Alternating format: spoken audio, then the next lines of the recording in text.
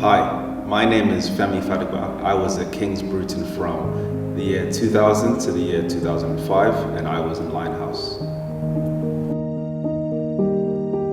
After King's, I went to Oxford University. I was at St. Catherine's College and I studied material science.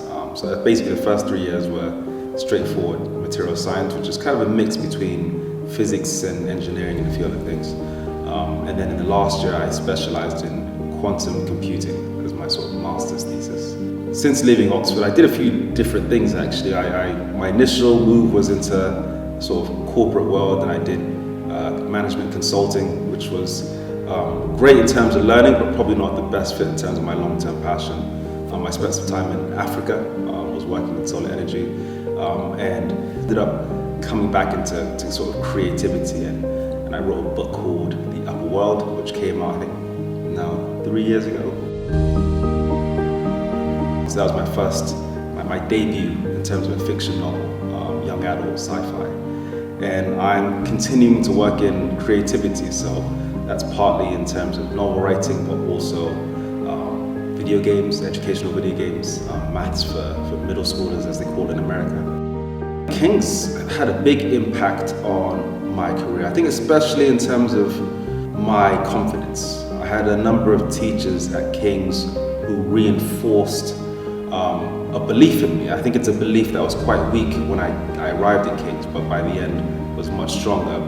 A belief that if I apply myself and continue to apply myself kind of more and more, that it will always yield more dividends. And so I just remember, early on at King's, a lot of my report cards were a bit, like, he's got potential, he's got great potential, but he needs to apply himself to get the results that he can.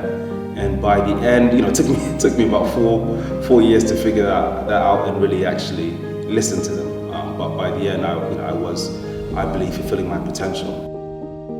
I have lots of memories from King's. I was boarding at Linehouse, and so guys who I boarded with, we spent almost 24/7 hours a day with each other. And so you just grow incredibly close. I remember at the Leavers Ball, half the people were crying just because you have such strong bonds with, and I kept in touch with a lot of people. I got married to a wonderful woman, and I had quite a few King's friends who blessed me by turning up for that as well. And so it's been amazing to stay in touch with my King's mates.